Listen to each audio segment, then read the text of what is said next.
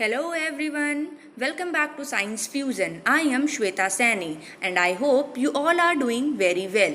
आज हम लोग क्लास 8 साइंस एनसीईआरटी के चैप्टर 9 रिप्रोडक्शन इन एनिमल्स का second part reproduction in humans के बारे में पढ़ेंगे। पार्ट 1 में हम लोगों ने रिप्रोडक्शन और टाइप्स ऑफ रिप्रोडक्शन के बारे में पढ़ लिया था। ठीक है, तो चलिए फिर स्टार्ट करते हैं। लेकिन अगर अभी तक आप लोगों ने साइंस फ्यूजन को सब्सक्राइब नहीं किया है तो जल्दी से सब्सक्राइब कीजिए, वीडियो को लाइक कीजिए और अपने फ्रेंड्स और क्लासमेट्स को शेयर करना बिल्कुल मत भूलिएगा। वीडियो को एंड तक ज़रूर देखिएगा। ठीक है, चलिए फिर स्टार्ट करते हैं आज की class. Reproduction in humans. The organ that enable human beings to reproduce make up the reproductive system. सारे जो organs हैं, जो पूरे organs मिलकर एक system बनाते हैं, उसे reproductive system बोलते हैं। In human beings too, fertilization is internal and the development of zygote into embryo and then into a baby takes place inside the body of the female. जैसे कि हम लोगों ने पार्ट 1 में डिस्कस किया था, फर्टिलाइजेशन 2 टाइप्स के होते हैं, इंटरनल और एक्सटर्नल। तो ह्यूमन बींग्स में भी इंटरनल फर्टिलाइजेशन होता है। इसमें क्या होता है, जाइगोट एम्ब्रियो में डेवलप होता है, फिर एम्ब्रियो बेबी में डेवलप होता है। कहाँ डेवलपमेंट होता है, फीमेल की बॉडी में, मतलब इंटरनल होता है सारी चीज़ें। Both the male and the female reproductive system become functional after the onset of puberty. जो प्यूबर्टी गेन कर लेता है कोई भी ऑर्गेनिज्म, मेल या फीमेल, तब यहाँ पर मेल और फीमेल रिप्रोडक्टिव सिस्टम जो है वो फंक्शनल हो जाते हैं, वर्किंग मोड में आ जाते हैं। ठीक है, यहाँ पर आप लोग पिक्चर में देख रहे हैं, ये एक तरीके से स्पर्म जो दिया गया है उसके सारे पार्ट्स हैं, आप लोगों को दिखाई दे रहे होंगे। और जो दूसरा है ब्लैक एंड वाइट इमेज है वो है ह्यूमन फीमेल ओवा। ठीक है, चलिए फिर पढ़ते हैं नेक्स्ट हम लोग मेल रिप्रोडक्टिव सिस्टम के बारे में। The male reproductive system includes a pair of testes. देख रहे हैं आप, जो ओवल लाइक शेप है वो पेयर में होते हैं, 2 टेस्टीज प्रेजेंट होते हैं। ठीक है, they are located outside the abdominal cavity in a sac called scrotal sac. ये जो abdominal cavity होती है उसके बाहर in outside the body ये present होते हैं। ठीक है, the testes produce the male gamete और यही testes जो हैं वो male gamete produce करते हैं। क्या है male gamete? sperms। ठीक है, through sperms very small in size. जो स्पर्म्स होते हैं वो बहुत ही स्मॉल साइज के होते हैं और इनका जो शेप होता है, 3 पार्ट्स में इनकी बॉडी डिवाइड होती है, head, middle piece and a tail, जैसे कि हम लोगों ने अभी प्रीवियस डिस्कस किया है।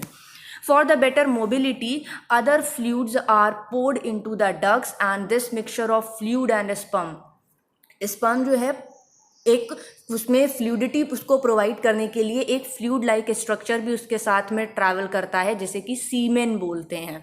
ठीक है, आई होप आप लोगों को सारी चीज़ें क्लियर हो रही हैं और डायग्राम्स भी आप लोग साथ में देखते हुए चलिएगा, तो आप लोगों को डायग्राम ड्रॉ करने में भी कोई भी डिफ़िकल्टी नहीं होगी। बहुत ही इजी डायग्राम आपकी एनसीईआरटी बुक में दिया गया है। चलिए आगे बढ़ते हैं। Female reproductive system. The female reproductive system is made up of 2 ovaries. यहाँ पर ओवरीज लिखा हुआ है, ये बाय मिस्टेक लिख गया है ये। Fallopian tube and the uterus. ठीक है, इन तीनों पार्ट से मिलकर एक पूरा फीमेल रिप्रोडक्टिव सिस्टम बनता है। आप डायग्राम भी साथ में देखते हुए चलिएगा। These are located in the lower part of the abdomen. Lower part, abdomen के लोअर पार्ट में ये सिचुएटेड होता है, लोकेटेड होता है। A pair of ovaries, 2 ovaries present होती हैं, लेफ्ट एंड राइट, जैसे कि आप लोग डायग्राम में भी देख रहे हैं। और ये दोनों ओवरीज एग प्रोड्यूस करती हैं, लेकिन एक टाइम पर एक ही एग प्रोड्यूस होता है। वो बाई चांस की बात होती है कि दोनों ओवरीज दोनों एग प्रोड्यूस कर रही हैं। ठीक है, और ये एग प्रोड्यूस तभी होती है जब फीमेल प्यूबर्टी रीच कर चुकी होती है। ठीक है, usually only 1 ovum is release. जैसे कि अभी मैंने बताया कि सिर्फ एक ही ओवा रिलीज होता है और वो क्या होता है, अप्रॉक्सीमेटली 28 डेज, जैसे कि हम लोग मेंस्ट्रुअल साइकिल भी कहते हैं। ठीक है, तो ये 28 डेज की साइकिल होती है, आप लोगों को ये चीज़ पता भी होगी। तो ये भी आप लोगों को याद रखना है कि मेंस्ट्रुअल साइकिल जो है वो कितने डेज की होती है। और ये भी याद रखना है कि दोनों 2 ओवरीज होती हैं पर एक टाइम पर एक ही ओवरी एग प्रोड्यूस करती है, दोनों ओवरीज एग प्रोड्यूस नहीं करती हैं। वो बाई चांस की बात होती है, लेकिन नॉर्मली अगर हम बोलेंगे तो एक ओवरी ही एक एग प्रोड्यूस करती है। ठीक है, चलिए आगे बढ़ते हैं।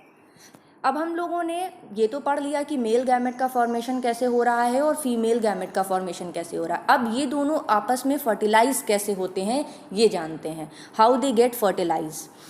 इन sexual intercourse the male transfer sperms in the vagina through penis, vagina में पेनिस के थ्रू स्पर्म एंटर करता है, ठीक है। If an egg present in the oviduct, अगर ओविडक्ट में एग प्रेजेंट होता है तब उस एग को स्पर्म फ्यूज कर देता है और फर्टिलाइजेशन हो जाता है, ठीक है। लेकिन अगर फर्टिलाइजेशन नहीं होता है, फर्टिलाइजेशन क्यों नहीं होगा, अगर स्पर्म को एग नहीं ओविडक्ट में मिलता है, ठीक है, तब क्या होगा, तब वहाँ पर वो मेंस्ट्रुएशन वाला चीज़ आ जाएगी कि मेंस्ट्रुएशन अगर हुआ है तो वहाँ पर एग नहीं होगा।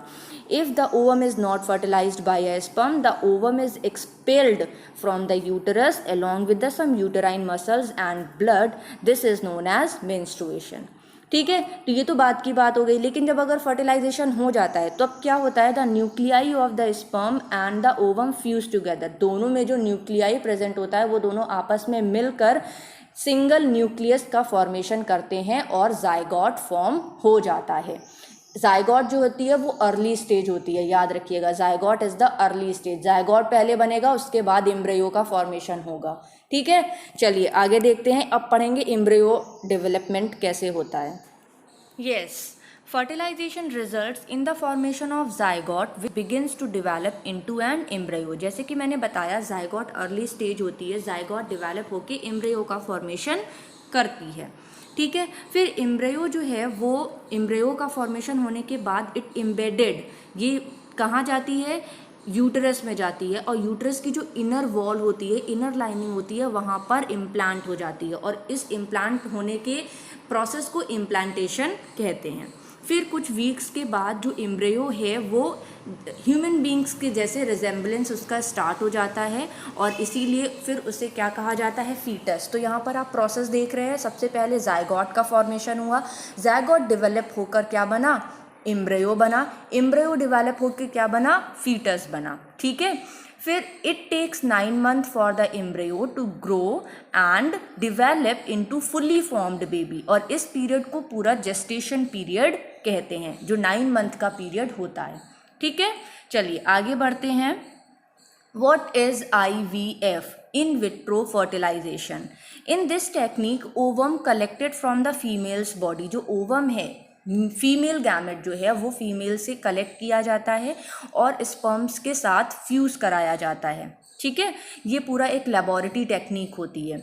फ्यूज़ कराने के बाद जब ये इन दोनों गैमेट्स का फ्यूज़न हो जाता है, ठीक है, फ्यूज़न होने के बाद जाइगोट बन जाता है, जाइगोट फॉर्म हो जाता है, तो उस जाइगोट को जो है एम्ब्रियो, जाइगोट के बाद एम्ब्रियो बनेगा तो उस एम्ब्रियो को फिर ट्रांसप्लांट किया जाता है या फिर इंसर्ट किया जाता है वुमेन्स की वॉर्म में, ठीक है। वुमेन वॉर्म में इसको इंसर्ट करने के बाद एम्ब्रियो जो है वो इम्प्लांट हो जाता है और फिर वही 9 month की पूरी जो प्रोसेस होती है, जेस्टेशन पीरियड होता है, और उसके बाद जो वुमेन होती है वो एक न्यू बेबी को या एक न्यू यंग वंस को बर्थ देती है। तो ये पूरा एक इन विट्रो फर्टिलाइजेशन होता है, आर्टिफिशियल मेथड से हम बोल सकते हैं, नेचुरल नहीं होता है।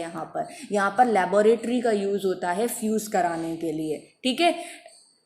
और यहाँ पर ये जो NCERT का एक आर्टिकल दिया हुआ है, आप इसे पढ़ सकते हैं, आपकी बुक में भी दिया हुआ है, नहीं तो आप स्क्रीनशॉट लेके आराम से इसे बाद में पढ़ सकते हैं, जिसे हम लोग टेस्ट ट्यूब बेबीज़ भी कहते हैं। टेस्ट ट्यूब बेबीज़ एक तरीके से बहुत ही कॉमन वर्ड है, आजकल सभी लोग इस वर्ड का यूज़ करते हैं, ठीक है। चलिए फिर आगे बढ़ते हैं। Now we will read about viviparous and oviparous animals. ये क्या होते हैं? The animals which gave birth to young ones, वो एनिमल्स जो अपने ही जैसे यंग वंस को बर्थ करते हैं, बर्थ देते हैं, उनको क्या कहते हैं? विविपेरस, ठीक है। जैसे कि ह्यूमन बींग्स हैं, ठीक है, अपने ही जैसे यंग वंस को बर्थ देते हैं। और दूसरी तरफ होते हैं ओविपोरस, जो कि एग्स ले करते हैं, ठीक है। एग्स ले करने के बाद उसमें से उनके जो भी बेबी होते हैं वो हैच करने के बाद निकलते हैं, ठीक है। तो वो होते हैं ओविपोरस एनिमल्स, जैसे कि बर्ड्स हैं, लिजर्ड्स हैं, फिशेस हैं, एम्फीबियंस जितने भी होते हैं वो ओविपोरस होते हैं, ठीक है। तो ओविपोरस और विविपोरस आपको क्लियर हो गया कि ये दोनों कौन कौन से एनिमल्स हैं, ठीक है। इनके एक तरीके से जो डिफरेंस है, डिसिमिलैरिटीज़ है, वो आपके एग्ज़ाम में आ सकती है, तो आप लोग इसका स्क्रीनशॉट ले सकते हैं। ओवीपोरस और वीवीपोरस को सबसे अच्छी तरीके से अगर आपको याद रखना है, कन्फ्यूज़न ना क्रिएट हो कभी, तो ओवीपोरस से याद रखिएगा, ओवी से एग्स, ठीक है, और वीवी से इन विट्रो। इस तरीके से आप कुछ भी अपना लर्न करने का तरीका बना सकते हैं, ठीक है ना। चलिए आगे बढ़ते हैं। So now this is the last topic of this chapter, life cycle of a frog. Frog is a oviparous animal, remember this. The tadpole that hatches out of the egg look very different from an adult frog. Adult frog से tadpole जो है, जो कि egg से hatch होकर अभी अभी निकला है, इन दोनों में बहुत ज़्यादा डिफरेंस होता है, दोनों बिल्कुल डिफरेंट दिखते हैं, ठीक है। और ये जब तक पूरा अडल्ट टैडपोल जो है, जब तक पूरा एक अडल्ट फ्रॉग नहीं बन जाता है, तब तक काफ़ी चेंजेस होते हैं, ठीक है। और यही जो चेंजेस होते हैं, पूरी जो इनकी लाइफ साइकिल होती है, that transforms it from a larva to an adult. Larva stage जो होती है वहाँ से स्टार्ट होकर अडल्ट स्टेज तक जाती है, तो इस पूरी प्रोसेस को मेटामॉर्फोसिस कहते हैं, ठीक है। ये जो सीरीज़ है पूरी, ये चेंजेस की जो सीरीज़ चल रही है, उसको क्या कहते हैं, कौन सी सीरीज़ होती है वो, मेटामॉर्फोसिस, ठीक है। आई होप आप लोगों को समझ में आ गया होगा। ये हमारे इस चैप्टर का लास्ट टॉपिक था। आई होप आप लोगों को इस चैप्टर के सारी चीज़ें क्लियर हो गई होंगी। मैंने पार्ट 1 और पार्ट 2 दो पार्ट्स में इस चैप्टर को ईजी और सिंपल लैंग्वेज में एक्सप्लेन करने की कोशिश की है, जिससे आप लोगों को ईजिली समझ में आ जाए, ठीक है। अगर आप लोग फेसबुक और इंस्टाग्राम यूज़र हैं तो वहाँ पर भी आप साइंस फ्यूज़न के साथ जुड़ सकते हैं। वहाँ पर मैं आप लोगों के लिए इंटरेस्टिंग फैक्ट्स वगैरह पोस्ट करती रहती हूँ। हैंड रिटन नोट्स भी मैंने वहाँ पर पोस्ट किए हुए हैं, ठीक है। और वीडियो से रिलेटेड जितनी भी अपकमिंग अपडेट्स होती हैं वो भी मैं आप लोगों को साइंस फ्यूज़न पे शेयर करती रहती हूँ, चाहे वो इंस्टाग्राम हो चाहे वो फेसबुक हो, आप कहीं पर भी जुड़ सकते हैं, ठीक है। So this is all about today's class. अब हम लोग मिलेंगे अपने नेक्स्ट चैप्टर के साथ नेक्स्ट वीडियो में। अगर आपको कोई क्वेरी है तो आप कमेंट सेक्शन में पूछ सकते हैं। अगर आपको कोई टॉपिक नहीं क्लियर हुआ है, आप या फिर कोई नए टॉपिक पे वीडियो चाहते हैं कि मैम आप इस टॉपिक पे वीडियो बना दीजिए, तो आप कमेंट सेक्शन मुझे कर सकते हैं, कमेंट्स में मुझसे बोल सकते हैं, ठीक है। चलिए फिर मिलते हैं अब हम लोग अपनी नेक्स्ट वीडियो में नेक्स्ट चैप्टर के साथ। Till then bye bye everyone, take care.